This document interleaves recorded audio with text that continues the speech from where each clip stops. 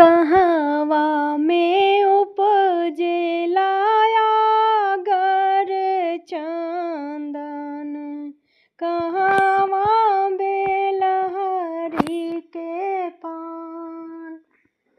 कहवा में जनमेली सीता रानियवा, कहवा जनमे श्री राम।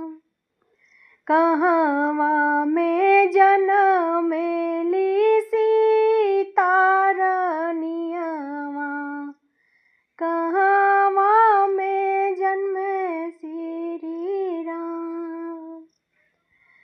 बनवा में उपजेला अगर चंदन, भिटवा बेलहरी के पान।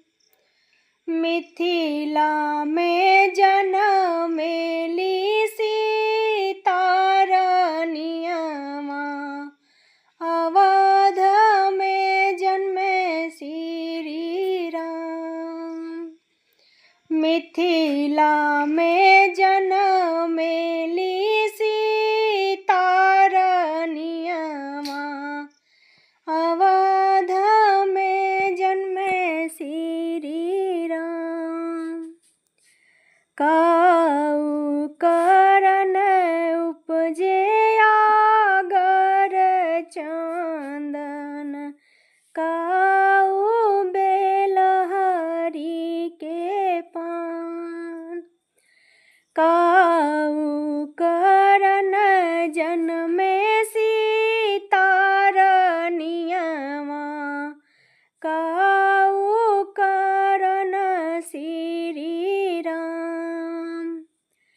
काऊ करन जनमे सीता रानियवा, काऊ करन श्री राम।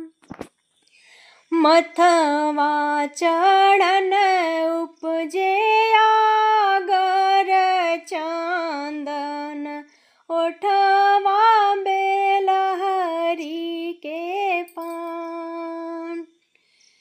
मथवा चढ़न उपजे अगर चंदन, मुखवा बेलहरी के पान। ब्याह करन जनमे सीता रानियवा, बेला से के